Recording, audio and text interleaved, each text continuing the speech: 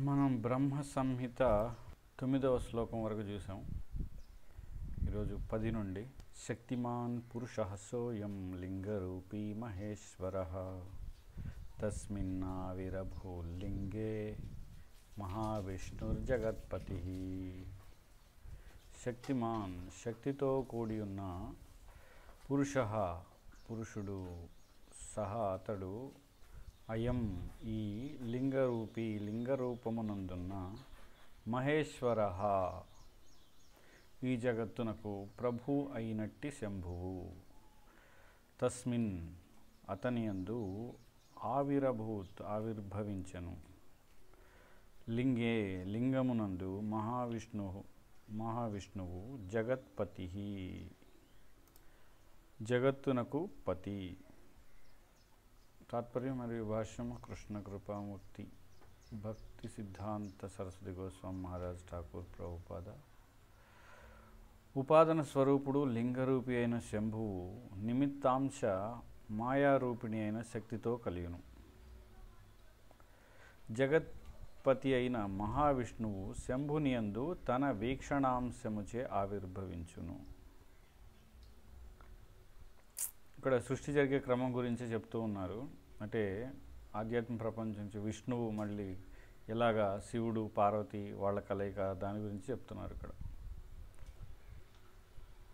మనం ముందర కూడా చెప్పుకున్నాం ఏంటి, విష్ణువు యొక్క చూపే ఏదైతే ఉందో అదే శంభు అని, మరియు లక్ష్మీదేవి యొక్క ఛాయే దుర్గాదేవి అని. కాబట్టి శంభు అంటే శివుడు దుర్గాదేవి కలయిక ద్వారా జీవులన్నీ ఈ భౌతిక సంసారంలోకి వస్తాయి.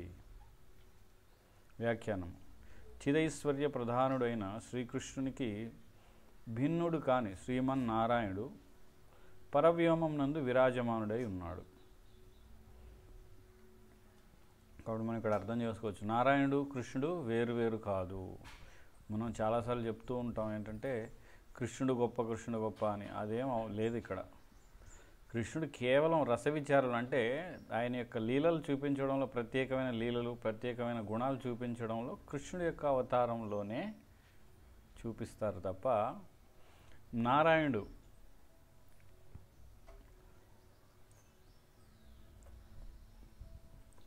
నారాయణుడిలో కూడా అన్నీ ఉంటాయి, కానీ నారాయణుడు అవి చూపించడు. ఎందుకంటే కృష్ణుడు మాత్రమే ప్రదర్శిస్తాడు.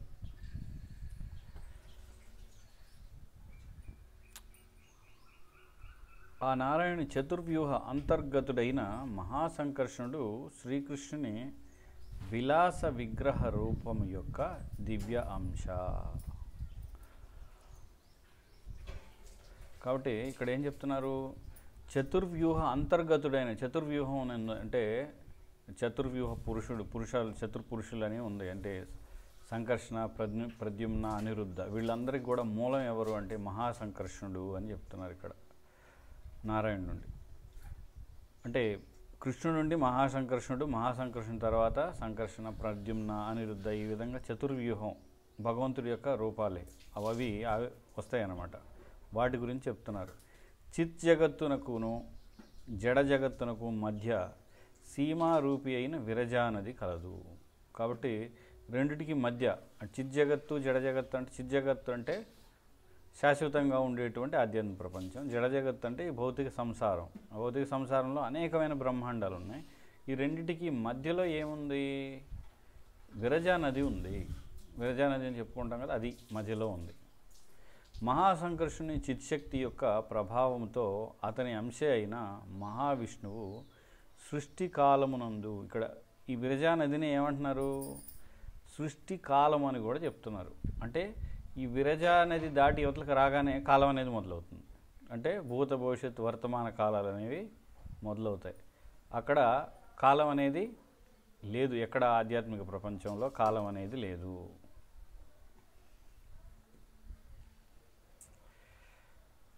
దూరముగా శయనించి ఎవరు, చిత్శక్తి యొక్క ప్రభావముతో, మహాసంకర్షణ చిత్శక్తి యొక్క ప్రభావముతో అతని అంశ అయిన మహావిష్ణువు సృష్టి కాలమునందు శయనించి దూరముగా స్థితి అయి ఉన్నట్టి ఛాయారూపిణి అయిన మాయాశక్తిపై తన దృష్టిని ప్రసరింపజేయును.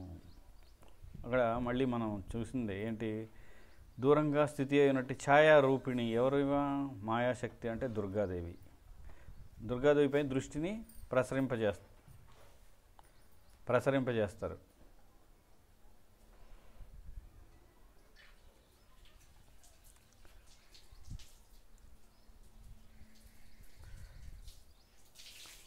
చిదీక్షణ స్వరూపాభాస రూపుడును, ద్రవ్యశక్తి మాయా ప్రధానపతి అయిన శంభుడు నిమిత్తాంశ అయిన మాయతో కలియును. ఈ నిమిత్తాంశ అయిన మాయ ఎవరిది అంటే ఈ దుర్గా లక్ష్మీదేవి యొక్క ఛాయ కదా. ఆ ఛాయ నిమిత్తాంశ అయిన మాయతోటి ద్రవ్యశక్తి అని ఎందుకంటున్నారంటే, ద్రవ్యశక్తి మాయా ప్రధాన పతి అంటే ద్రవ్యశక్తి అంటే భౌతిక పదార్థాలు, ఇక్కడ ద్రవ్యం. చిదీక్షణ అంటే చిత్ అంటే శాశ్వతంగా ఉండేది. ఎవరిది శాశ్వతంగా ఉండేవారు ఎవరు? విష్ణువు. చిదీక్షణ స్వరూపాభాస రూపుడు అంటే దివ్యమైన శక్తి ఏదైతే, ఈక్షణ అంటే చూపు, దివ్యమైన చూపు యొక్క రూపం తోటి స్వరూప ఆభాస, నిజంగా అలాని స్వరూప ఆభాస అంటే నిజంగా రూపం కాదు, అంటే దివ్యమైన చూపు యొక్క నిజంగా అది కూడా ప్రతిబింబం లాంటిదని చెప్పుకోవచ్చు. అంటే దివ్యమైన చూపు ప్రతిబింబం కూడా ఉంటుందా అంటే ఉంటుంది అక్కడ, ఎందుకంటే భగవంతులు అన్నీ సాధ్యమవుతాయి. అటువంటి ఆ దృష్టి ద్రవ్యశక్తి భౌతిక శక్తికి సంబంధించిన మాయ పైన వీళ్ళిద్దరు కలిసినప్పుడు ఏమవుతుంది, ఇక సృష్టి మొదలవుతుంది. కానీ సాక్షాత్తు శ్రీకృష్ణుని చిద్బల రూపి అయిన మహావిష్ణువు ప్రభావం లేకుండా అతడు ఏమీ చేయజాలడు. కాబట్టి ఇక్కడ శంభువు కృష్ణుడు లేదా మహావిష్ణువు అంటే మహాసంకర్షణుడు యొక్క ప్రభావం ఏమీ లేకుండా ఈ సృష్టి అనేది జరగదు అని చెప్తున్నారు. శ్రీకృష్ణుని అంశ అయినట్టి సంకర్షుని అంశరూపమైనటి మహావిష్ణువు ఆద్యావతార రూపముతో శివశక్తి స్వరూపమైన మాయా మరియు ప్రధానగతమైన ఉపాదానం యొక్క పరస్పర క్రియలు అనుకూలమైనప్పుడే ఈ మహత్తత్వం ఆవిర్భవించును. ఇక్కడ మహత్తత్వం అనేది మొదట చెప్తున్నారంటే, ఎప్పుడైతే ఈ దుర్గా శివుడు వీళ్ళిద్దరు కలుస్తారో, అంటే చూపు విష్ణు యొక్క చూపు అదే శివుడు ఈ కలయిక జరుగుతుందో అప్పుడు ఏమైనా ఏర్పడుతుంది, మహత్తత్వం ఏర్పడుతుంది. అంటే ఈ మహత్తత్వమే ఈ భౌతిక సృష్టికి మూల కారణం. ఇంకా చెప్పాలంటే ఒక సృష్టి ఏర్పడాలంటే మన భాషలో పిండం ఏర్పడాలి మొట్టమొదటి తల్లి గర్భంలో. కాబట్టి ఆ తల్లి గర్భం నుంచి ఒక శిశువు ఏర్పడడం, ఇది విధంగా పెరగడం, ఇవన్నీ ఉంటాయి. అదేవిధంగా ఇక్కడ మహత్తత్వం కూడా ఆ శిశువు ఏర్పడడం మూలంగా సూక్ష్మంగా చూసినట్లయితే మహత్తత్వం ఎలా ఉంటుంది, ఒక చాలా చిన్నది, అంటే సూక్ష్మ రూపంలో ఉంటుందంటే ఇది. ఎలాగా, వాళ్ళిద్దరి కలయిక ద్వారా, ఎవరిద్దరిది, ఈ యొక్క శంభువు మరియు మాయాశక్తి యొక్క కలయిక ద్వారా ఏర్పడుతుంది. మహావిష్ణువునకు అనుకూలముగా శివశక్తి క్రమముగా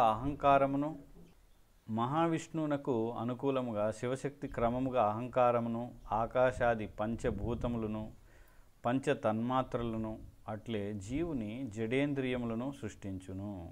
కాబట్టి ఈ శివశక్తి ఏదైతే ఉందో ఇక్కడ దీన్ని ఏదైతే ఈ క్షణం అంటే చూపు దివ్యేక్షణం గురించి చెప్తున్నారు, దాన్ని ఇక్కడ శివశక్తిగా చెప్తున్నారు. అది క్రమంగా ఏం చేస్తుంది, ఆ శక్తి అహంకారాన్ని ఆకాశాది పంచభూతాలు అంటే ఆకాశంతో మొదలైన పంచభూతాలు, భూమిరపురనులో వాయు అని చెప్తున్నాడు కదా కృష్ణుడు భగవద్గీతలో, అది ఆ పంచభూతాలు. తర్వాత పంచతన్మాత్రలు అంటే ఈ పంచభూతాలకు సంబంధించిన, అంటే దానికి సంబంధించిన తన్మాత్రలు, ఉదాహరణకి వాసన ఇట్లాంటివి ఉన్నాయి కదా, ఇది పంచ ఇంద్రియాలకు సంబంధించినవి,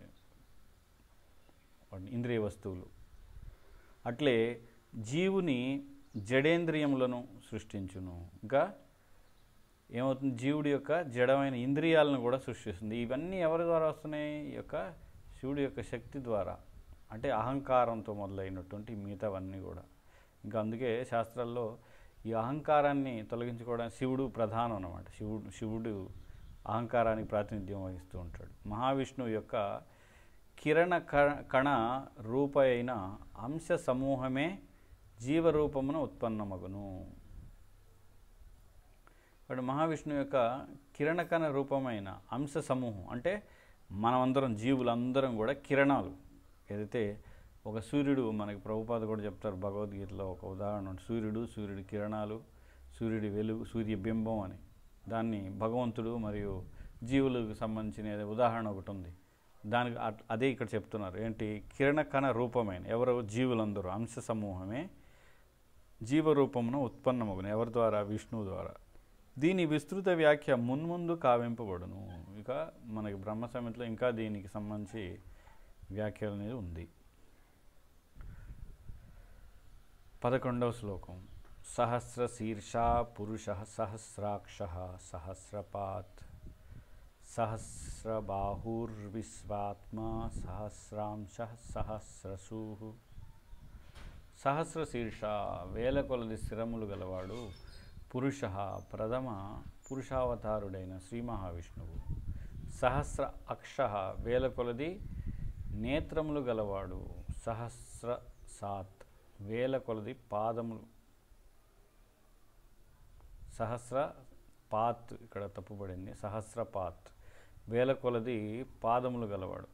సహస్ర బాహు వేల కొలది బాహువులు గలవాడు. విశ్వ ఆత్మ విశ్వమునందలి పరమాత్మ. సహస్ర అంశ అనంత అంశాలతో వేల కొలది అవతారములకు మూలము. సహస్రశూహు వేల కొలది జీవులకు సృష్టికర్త. తాత్పర్యం: ఆ జగత్పతి అయిన మహావిష్ణువునకు వేల కొలది శిరములు, పాదములు, చక్షువులు, భుజములు కలవు. అతడే విశ్వాత్మ. వేల కొలది స్వాంశావతారములకు మూలము. వేల కొలది జీవులకు మూలము. కాబట్టి ఇక్కడ ఏం చెప్తున్నారు? ఈ విష్ణువునకు వేల కొలది శిరములు, పాదములు, చక్షువులు. అంటే ఇక్కడ మనం ఒక విధంగా ఎలా అర్థం చేసుకోవాలంటే, ఇది విశ్వరూపం గురించి, అంటే మనకి భగవద్గీతలో విశ్వరూపం గురించి చెప్తున్నారు కదా, దాని గురించి ఇక్కడ చెప్తున్నారు అన్నమాట. అంటే ఈ విశ్వరూపం ఇక భౌతిక సంసారం గురించి, సృష్టి గురించి మొదలైంది కాబట్టి ఇవన్నీ కూడా ఇది విరాట్ రూపం లాగా భౌతికమైన రూపం. ఇది వేల కొలది శిరములు, వేల కొలది చక్షువులు ఇవన్నీ ఉన్నాయి. అతడే విశ్వాత్మ. వేల కొలది స్వాంశావతారములకు మూలము. వేల కొలది జీవులకు, ఇక వేలు కాదు, ఇక చెప్పాలంటే ఇక్కడ అనేకమైనవి అని, అనంతం అని చెప్తున్నారు. ఇక్కడ అనంతమైన జీవులకు కూడా మూలం ఆయనే. కానీ ఇక్కడ మనకి ఎప్పుడైతే మూలం ఆయన అన్నంత మాత్రాన మనం వెంటనే ఆయన నుంచి మొదలయ్యాము, ఆయన నుంచి పుట్టాము, లేదా అంతకు ముందర లేము అనేది అర్థం చేసుకోకూడదు, అలా అనుకోకూడదు ఎప్పుడు. వ్యాఖ్యానం: శ్రీ మహావిష్ణువు సమస్త వేదమంత్రములకు ఉపాస్యతత్వము. అంటే ఏంటి? వేదమంత్రాలన్నిటికీ కూడా మూలమైనది ఎవరు అంటే విష్ణువే. అంతర్గతంగా ఉంటారు అన్నింటిలో కూడా, ప్రతి మంత్రంలో. అంటే చివరికి మరి ఏదైనా దేవతల మంత్రం అంటే అందులో కూడా ఉంటారు. కానీ ఆ చూసే దృష్టి ఉండాలి, అది అర్థం చేసుకోవాలి. కాబట్టి దేవతలను ఆరాధిస్తున్న వాటిలో కూడా ఉంటారు. ఉదాహరణకి మనం చూస్తే వినాయకుడిని పూజిస్తున్న ఓం అంటారు. ఓం అంటే ఏమిటి? అక్కడ శబ్దం. ప్రణవ సర్వవేదేషు అని కృష్ణుడు భగవద్గీతలో చెప్తారు. వేదాలన్నింటిలో కూడా ఓం నేనే. కాబట్టి అక్కడ విష్ణువు ఉన్నాడు. విష్ణువు లేకుండా గణపతి లేడు. నువ్వు శివుడిని పూజించినా ఇంకెవరిని పూజించినా. కాబట్టి వేదమంత్రాలు అన్నిటికీ కూడా ఉపాస్య తత్వం ఎవరు అంటే విష్ణువే. అతడు అసంఖ్యాకములైన ఇంద్రియములతో, శక్తులతో కూడి ఉండును. అందుకే ఎటువంటి ఇంద్రియాలు? అసంఖ్యాకమైన ఇంద్రియాలు. అంటే మనకి చూస్తే మనకు కొన్ని ఇంద్రియాలు, కళ్ళు ఇవన్నీ ఉన్నాయి. ఆయనకి ఇంద్రియాలు చాలా ఉన్నాయి. నిజానికి చెప్పాలంటే అసంఖ్యాకమైన ఇంద్రియాలు అంటే పంచభూతాలు కూడా ఆయన ఇంద్రియాలే. పంచభూతాల ద్వారా కూడా చూడగలడు మనల్ని. శక్తులతో కూడి ఉండును. ఇంకా శక్తులు కూడా చాలా ఉన్నాయి. పరాస్య శక్తి వివిధైవ శ్రూయత. ఆయన ఎన్ని శక్తులు ఉంటాయో మనకు తెలియదు. అసంఖ్యాకమైన శక్తులు ఉంటాయి. అతడే ప్రథమ పురుషావతారము. మరియు సమస్త అవతారములకును మూలము కూడా ఆయనే. ఎందుకని మనం చూసాం, ఇది బ్రహ్మ సంహితలోనే ఈశ్వర పరమ కృష్ణ సచ్చిదానంద మూలం, అన్నిటికీ మూలం ఆయనే అని చెప్తున్నారు. 12వ శ్లోకం. నారాయణ స భగవానాపస్తాస్మాత్ సనాతనాత్ అవిరాసీత్ కారణార్ణో నిధి సంకర్షణాత్మక యోగనిద్రాం గతస్తస్మిన్ సహస్రాంశ స్వయం మహాన్. నారాయణుడను నామము గల సహా ఆ భగవానుడైన మహావిష్ణువు ఆపహ నీరు, తస్మాత్ దాని నుండి, సనాతనాత్ నిత్య పురుషుని నుండి, ఆవిరాసీత్ ఆవిర్భవించెను, కారణ అర్ణ కారణ సముద్రము, నిధి విస్తృత జలము, సంకర్షణ ఆత్మక సంకర్షుని అంశము, యోగ నిద్రాం గత యోగ నిద్రను పొందినవాడు, తస్మిన్ ఆ జలమునందు సహస్ర అంశ వేల కొలది అంశములతో కూడి ఉండువాడు, స్వయముగానే మహాన్ మహాపురుషుడు. తాత్పర్యం: ఆ మహావిష్ణువే ఈ జగత్తునందు నారాయణుడు అను నామముతో పిలువబడును. అందుకే మన అన్నిటికి కూడా నారాయణుడు అనే పదం ఎక్కువగా చెప్తూ ఉంటాం. నారాయణ అని చివరికి మాయావాదులు అందరూ కూడా వాడతారు నారాయణ అనే పదం. ఎందుకంటే మాయావాదులు కూడా వాడేది నారాయణ అనగానే అంతటా విస్తరించినవాడు, విష్ణు అనగానే కూడా అంతటా విస్తరించినవాడు, అన్ని చోట్ల ఉన్నవాడు. ఎందుకంటే బ్రహ్మం అన్ని చోట్ల ఉంది కదా, బ్రహ్మ. ఈ విధంగా ఆ సనాతన పురుషుని నుండియే కారణ సముద్ర జలము ఉత్పన్నమయ్యను. ఆ సనాతన పురుషుని నుండే కారణ సముద్ర జలం, కారణోదక జలం ఏదైతే ఉందో, కారణోదక జలంలో విష్ణు అంటే శయనిస్తూ ఉంటాడు కదా, విరజా నది, అవన్నీ కూడా ఏంటి కారణోదక జలమే. అవన్నీ విరజా నది, ఇంకా కారణోదక జలం, ఇవన్నీ కూడా ఆయన నుండే ఉత్పన్నమైనవి. ఎందుకంటే మూలం ఆయనే అని చెప్తున్నారు కదా. పరవ్యోమం నందు స్థితుడైన సంకర్షుని స్వాంశే అయిన అతడు సహస్రాంశములతో కూడి ఉండును. ఇక పరవ్యోమం నందు అంటే, పరవ్యోమం అంటే ఏంటి? పరవ్యోమం అంటే ఏం లేదు, ఆధ్యాత్మిక ప్రపంచాన్ని పరవ్యోమం అంటారు. స్థితుడైన సంకర్షుని స్వాంశే అయిన అతడు సహస్రాంశములతో కూడి అంటే ఆయనకి వేల కొలది అంశములు ఉన్నాయి అని చెప్తున్నారు. అంటే వేల కొలది రూపాలు ఉన్నాయి, వేల కొలది ఆధ్యాత్మిక ప్రపంచంలో అనేకమైన ఆయన రూపాలు చాలా ఉన్నాయి. ఎందుకంటే అనంతమైన వైకుంఠ లోకాలు ఉన్నాయి అక్కడ. ఆ పరమ పురుషుడైన భగవానుడు అప్రాకృత కారణ సముద్ర జలమునందు యోగ నిద్రలో శయనించును. అప్రాకృత కారణ సముద్రం అంటే ఇక్కడ కారణ సముద్రం ముందు అప్రాకృత అంటే, ప్రకృత అంటే భౌతిక సంసారంలో ఉండేటువంటి నీళ్లు. అప్రాకృత కారణ సముద్రం అంటే ఆ సముద్రంలో ఉండే నీరు మనలాంటిది కాదు, అప్రాకృతమైంది. అంటే దాన్ని మన ఊహకు అందదు. అది ఎలా ఉంటుంది ఆ సముద్రం మనకు తెలియదు. జలమునందు యోగ నిద్రలో శయనిస్తూ ఉంటాడంట. వ్యాఖ్యానం: స్వరూపానందమనడి ఆనంద సమాధియే యోగ నిద్ర అనబడును. ఇది ఇక్కడ అర్థం చేసుకోవాలి. స్వరూపానందం అంటే ఏంటి అంటే విష్ణువు తన యొక్క స్వరూపం మీదే ధ్యానం స్వరూపంలో ఆనందాన్ని అనుభవిస్తూ ఉన్నాడు, దివ్య స్వరూపం కాబట్టి అందులో దాని గురించి స్మరిస్తూ ఆనందంగా నిద్రిస్తూ ఉన్నాడు. దాని యోగ నిద్ర అంటున్నారు. పూర్వోక్తమైన పూర్వం అంటే ముందలు చెప్పబడింది, పూర్వోక్తమైన రమాదేవి అంటే ఎవరు? విష్ణువు యొక్క భార్య, ఆమె లక్ష్మీదేవి. యోగమాయా రూపమున గల యోగ నిద్ర. ఇక్కడ ఏంటి? ఇద్దరు ఉన్నారు. ఆయన ఏదైతే స్వరూప ఆనందాన్ని అనుభవించడంలో యోగమాయ రూపమున గల యోగ నిద్ర అంట. అక్కడ మాయ మొదలైంది. యోగమాయ కూడా యోగ నిద్రలాగా ఎవరితో ఉంది? కారణాదుక సాయి విష్ణువుతోటి, అక్కడ యోగ నిద్రలో ఉన్న విష్ణువుతోటి యోగమాయ రూపమున ఉంది అని చెప్తున్నారు రమాదేవి. అక్కడి నుంచి ఎప్పుడైతే యోగ నిద్ర నుంచి సృష్టి మొదలైంది మొత్తం.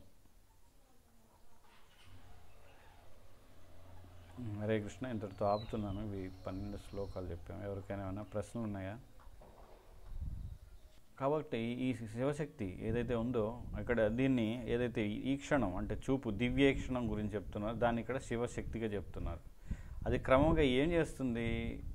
ఆ శక్తి అహంకారాన్ని ఆకాశాది పంచభూతాలు అంటే ఆకాశంతో మొదలైన పంచభూతాలు, భూమిరపు రనులో వాయు అని చెప్తున్నాడు కదా కృష్ణుడు భగవద్గీతలో. అది ఆ పంచభూతాలు.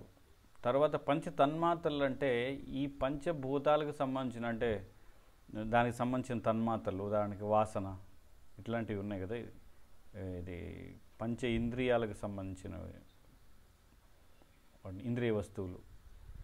అట్లే జీవుని జడేంద్రియములను సృష్టించును. ఇంకా ఏమవుతుంది? జీవుడి యొక్క జడమైన ఇంద్రియాలను కూడా సృష్టిస్తుంది. ఇవన్నీ ఎవరి ద్వారా వస్తున్నాయి? ఈ యొక్క శివుడి యొక్క శక్తి ద్వారా. అంటే అహంకారంతో మొదలైనటువంటి మిగతావన్నీ కూడా. ఇంకా అందుకే శాస్త్రాల్లో ఈ అహంకారాన్ని తొలగించుకోవడానికి శివుడు ప్రధానం అన్నమాట. శివుడు అహంకారానికి ప్రాతినిధ్యం వహిస్తూ ఉంటాడు. మహావిష్ణువు యొక్క కిరణ కణ రూప అయిన అంశ సమూహమే జీవరూపమున ఉత్పన్నమగును. ఇక్కడ మహావిష్ణువు యొక్క కిరణకణ రూపమైన అంశ సమూహం అంటే మనమందరం జీవులందరం కూడా కిరణాలు. ఏదైతే ఒక సూర్యుడు, మనకి ప్రభుపాద కూడా చెప్తారు భగవద్గీతలో ఒక ఉదాహరణ, సూర్యుడి కిరణాలు, సూర్యుడి వెలుగు, సూర్యబింబం అని. దాన్ని భగవంతుడు మరియు జీవులకు సంబంధించిన ఉదాహరణ ఒకటి ఉంది. దానికి అదే ఇక్కడ చెప్తున్నారు. ఏంటి? కిరణకణ రూపమైన ఎవరు? జీవులందరూ అంశ సమూహమే జీవరూపమున ఉత్పన్నమగును. ఎవరి ద్వారా? విష్ణువు ద్వారా. దీని విస్తృత వ్యాఖ్య మున్ముందు కావింపబడును. ఇక మనకి బ్రహ్మ సంహితలో ఇంకా దీనికి సంబంధించి వ్యాఖ్య అనేది ఉంది. 11వ శ్లోకం. సహస్రశీర్షా పురుషః సహస్రాక్షః సహస్రపాత్ సహస్రబాహుర్విశ్వాత్మా సహస్రాంశః సహస్రశూః. సహస్రశీర్ష వేల కొలది శిరములు గలవాడు పురుషః ప్రథమ పురుషావతారుడైన శ్రీ మహావిష్ణువు. సహస్ర అక్షః వేల కొలది నేత్రములు గలవాడు. సహస్రసాత్ వేల కొలది పాదములు. సహస్రపాత్ ఇక్కడ తప్పుపడింది. సహస్రపాత్ వేల కొలది పాదములు గలవాడు. సహస్ర బాహు వేల కొలది బాహువులు గలవాడు. విశ్వ ఆత్మ విశ్వమునందలి పరమాత్మ. సహస్ర అంశ అనంత అంశాలతో వేల కొలది అవతారములకు మూలము. సహస్రశూహు వేల కొలది జీవులకు సృష్టికర్త.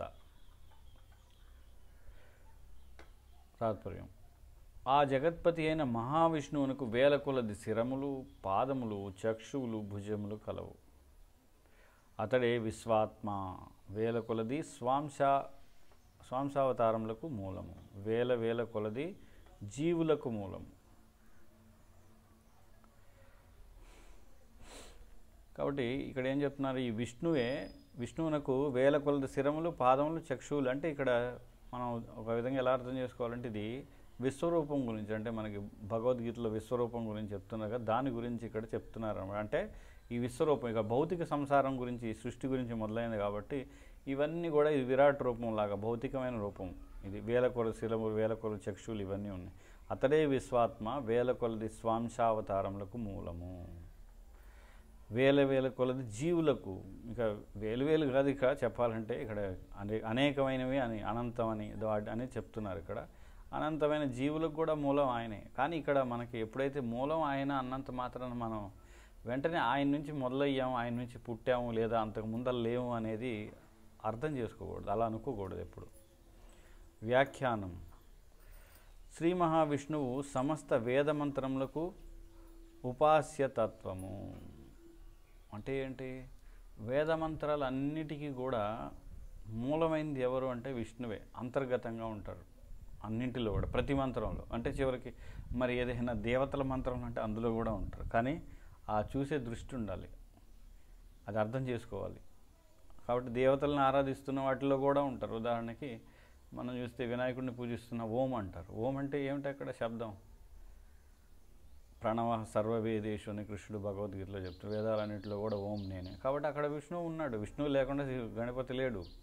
నువ్వు శివుడిని పూజించినా ఇంకెవరిని పూజించినా. కాబట్టి వేదమంత్రాలు అన్నిటికీ కూడా ఉపాస్య తత్వం ఎవరు అంటే విష్ణువే. అతడు అసంఖ్యాకములైన ఇంద్రియములతో, శక్తులతో కూడి ఉండును. అందుకే ఎటువంటి ఇంద్రియాలు? అసంఖ్యాకమైన ఇంద్రియాలు. అంటే మనకి చూస్తే మనకు కొన్ని ఇంద్రియాలు, కళ్ళు ఇవన్నీ ఉన్నాయి. ఆయనకి ఇంద్రియాలు చాలా ఉన్నాయి. నిజానికి చెప్పాలంటే అసంఖ్యాకమైన ఇంద్రియాలు అంటే పంచభూతాలు కూడా ఆయన ఇంద్రియాలే. పంచభూతాల ద్వారా కూడా చూడగలడు మనల్ని. శక్తులతో కూడి ఉండును. ఇంకా శక్తులు కూడా చాలా ఉన్నాయి. పరస్య శక్తి వివిధైవ శ్రూయతే. ఆయన ఎన్ని శక్తులు ఉంటాయో మనకు తెలియదు. అసంఖ్యాకమైన శక్తులు ఉంటాయి. అతడే ప్రథమ పురుషావతారము మరియు సమస్త అవతారములకును మూలము కూడా ఆయనే. ఎందుకని మనం చూసాం ఇది బ్రహ్మ సంహితలోనే ఈశ్వర పరమ కృష్ణ సచ్చిదానంద మూలం, అన్నిటికీ మూలం ఆయనే అని చెప్తున్నారు. 12వ శ్లోకం. నారాయణ స భగవానాపస్తాస్మాత్ సనాతనాత్ అవిరాసీత్ కారణార్ణో నిధి సంకర్షణాత్మక యోగనిద్రాం గతస్తస్మిన్ సహస్రాంశః స్వయం మహాన్. నారాయణ నారాయణుడను నామము గల సహ ఆ భగవాన్ భగవానుడైన మహావిష్ణువు ఆపహ నీరు తస్మాత్ దాని నుండి సనాతనాత్ నిత్య పురుషుని నుండి ఆవిరాసీత్ ఆవిర్భవించెను. కారణ అర్ణ కారణ సముద్రము, నిధి విస్తృత జలము, సంకర్షణ ఆత్మక సంకర్షణ అంశము, యోగ నిద్రాం గత యోగ నిద్రను పొందినవాడు. తస్మిన్ ఆ జలమునందు సహస్ర అంశ వేల కొలది అంశములతో కూడి ఉండువాడు. స్వయం స్వయముగానే మహాన్ మహాపురుషుడు. తాత్పర్యం: ఆ మహావిష్ణువే ఈ జగత్తునందు నారాయణుడు అను నామముతో పిలువబడును. అందుకే మన అన్నిటికి కూడా నారాయణుడు అనే పదం ఎక్కువగా చెప్తూ ఉంటాం. నారాయణ అని చివరికి మాయావాదులు అందరూ కూడా వాడతారు నారాయణ అనే పదం. ఎందుకంటే మాయావాదులు కూడా వాడేది నారాయణ అనగానే అంతటా విస్తరించినవాడు, విష్ణు అనగానే కూడా అంతటా విస్తరించినవాడు, అన్ని చోట్ల ఉన్నవాడు. ఎందుకంటే బ్రహ్మం అన్ని చోట్ల ఉంది కదా, బ్రహ్మ ఈ విధంగా ఆ సనాతన పురుషుని నుండియే కారణ సముద్ర జలము ఉత్పన్నమయ్యను. ఆ సనాతన పురుషుని నుండే కారణ సముద్ర జలం, కారణోదక జలం ఏదైతే ఉందో, కారణోదక జలంలో విష్ణు అంటే శయనిస్తూ ఉంటాడు కదా. విరజా నది అవన్నీ కూడా ఏంటి? కారణోదక జలమే. అవన్నీ విరజా నది, ఇంకా కారణోదక జలం ఇవన్నీ కూడా ఆయన నుండే ఉత్పన్నమైనవి. ఎందుకంటే మూలం ఆయనే అని చెప్తున్నారు కదా. పరవ్యోమం నందు స్థితుడైన సంకర్షణుని స్వాంశే అయిన అతడు సహస్రాంశములతో కూడి ఉండును. ఇక పరవ్యోమం నందు అంటే పరవ్యోమం అంటే ఏంటి? పరవ్యోమం అంటే ఏం లేదు, ఆధ్యాత్మిక ప్రపంచాన్ని పరవ్యోమం అంటారు. స్థితుడైన సంకర్షణుని స్వాంశే అయిన అతడు సహస్రాంశములతో కూడి, అంటే ఆయనకి సహస్ర వేల కొలది అంశములు ఉన్నాయి అని చెప్తున్నారు. అంటే వేల కొలది రూపాలు ఉన్నాయి, వేల కొలది ఆధ్యాత్మిక ప్రపంచంలో అనేకమైన ఆయన రూపాలు చాలా ఉన్నాయి. ఎందుకంటే అనంతమైన వైకుంఠ లోకాలు ఉన్నాయి అక్కడ. ఆ పరమ పురుషుడైన భగవానుడు అప్రాకృత కారణ సముద్ర జలమునందు యోగ నిద్రలో శయనించును. అప్రాకృత కారణ సముద్రం అంటే ఇక్కడ కారణ సముద్రం ముందు అప్రాకృత అంటే ప్రకృత అంటే భౌతిక సంసారంలో ఉండేటువంటి నీళ్లు. అప్రాకృత కారణ సముద్రం అంటే ఆ సముద్రంలో ఉండే నీరు మనలాంటిది కాదు, అప్రాకృతమైంది. అంటే దాన్ని మన ఊహకు అన్నది. అది ఎలా ఉంటుందో ఆ సముద్రం మనకు తెలియదు. జలమునందు యోగ నిద్రలో శయనిస్తూ ఉంటాడంట. వ్యాఖ్యానం: స్వరూపానందమనడి ఆనంద సమాధియే యోగ నిద్ర అనబడును. ఇది ఇక్కడ అర్థం చేసుకోవాలి. స్వరూపానందం అంటే ఏంటి? అంటే విష్ణువు తన యొక్క స్వరూపం మీదే ధ్యానం స్వరూపంలో ఆనందాన్ని అనుభవిస్తూ ఉన్నాడు. దివ్య స్వరూపం కాబట్టి అందులో దాని గురించి స్మరిస్తూ ఆనందంగా నిద్రిస్తూ ఉన్నాడు. దాని యోగ నిద్ర అంటున్నారు. పూర్వోక్తమైన పూర్వం అంటే ముందలు చెప్పబడింది. పూర్వోక్తమైన రమాదేవి. రమాదేవి అంటే ఎవరు? విష్ణువు యొక్క భార్య, ఆమె లక్ష్మీదేవి. యోగమాయ రూపమున గల యోగ నిద్ర. ఇక్కడ ఏంటి? ఇద్దరు ఉన్నారు. ఆయన ఏదైతే స్వరూప ఆనందాన్ని అనుభవించడంలో యోగమాయ రూపమున గల యోగ నిద్ర అంట. అక్కడ మాయ మొదలైంది. యోగమాయ కూడా యోగ నిద్రలాగా ఎవరితో ఉంది? కారణాదుక సాయి విష్ణువుతోటి, అక్కడ యోగ నిద్రలో ఉన్న విష్ణువుతోటి యోగమాయ రూపమున ఉంది అని చెప్తున్నారు రమాదేవి. అక్కడి నుంచి ఎప్పుడైతే యోగ నిద్ర నుంచి సృష్టి మొదలైంది మొత్తం. హరే కృష్ణ. ఇంతటితో ఆపుతున్నాను. ఇవి 12 శ్లోకాలు చెప్పాము. ఎవరికైనా ఏమైనా ప్రశ్నలు ఉన్నాయా?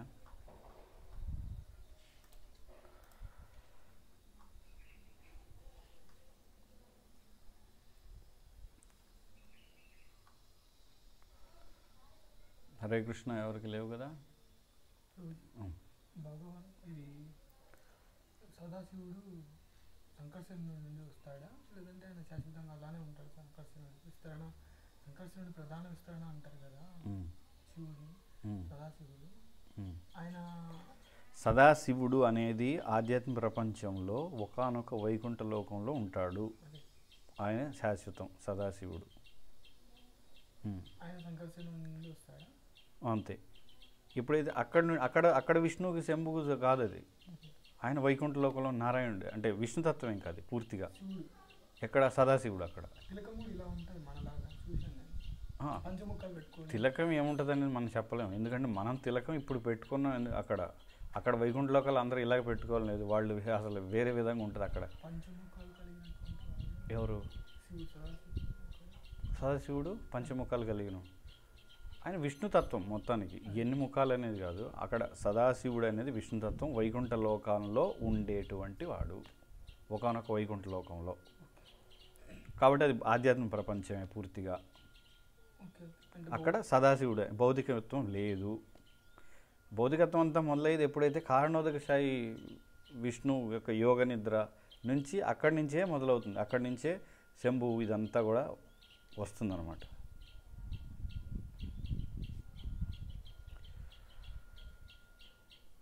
ఇప్పుడు భౌతిక ప్రపంచంలో ఉండే శివుడిని మరి ఏ నామంతో పిలుస్తారు? భౌతిక ప్రపంచంలో ఉండే శివుడు అని పిలుస్తున్నాం కదా, అక్కడ శంభు అంటున్నాం. శంభు ఇక్కడ శివుడు అని పిలుస్తాం. ఇక్కడ శంభు తత్వం ఏదైతే ఉందో అది ఒక ఈ విష్ణు అదే, అందుకే కదా మనకి శ్లోకాల్లో కూడా చెప్తున్నారు శంభు అని చెప్పారు దాన్ని. ఆ దృష్టిని శంభు అన్నారు అక్కడ. తర్వాత ఆయన ఇక్కడికి వచ్చినప్పుడు శివుడుగా మనం పిలుస్తున్నాం, లేదా మహేశ్వరుడు అని అంటున్నాం ఇక్కడ. కాబట్టి అంతా ఒకే వ్యక్తి శివుడు, కానీ సదాశివుడు మాత్రం వైకుంఠ లోకాల్లో ఉంటున్నాడు. పేరు అది, ఒకానొక పేరు. ఇక్కడ ఆయన శివుడుగా ఎప్పుడైతే భౌతిక సంసారంలోకి సంపర్కం వచ్చినప్పుడు ఆయన శంభువు నుంచి శివుడు, ఆ శివుడు ఆయన నుంచే వస్తారు రుద్రులు కూడా. రుద్రులు అంటారు, రుద్రుడుగా పుడతాడు కదా. అక్కడ మనకి బ్రహ్మ యొక్క నుదుటి నుంచి రౌద్రం నుంచి రుద్రుడు వస్తాడు. ఇంకా దానికి చాలా ఉంది అర్థం. రోదన నుంచి అంటే ఏడవడం, పుట్టగానే ఏడవడం. శివుడు మొదట చిన్న పిల్లవాడుగా వస్తాడు, వచ్చినప్పుడు ఏడవడం జరుగుతూ ఉంటుంది.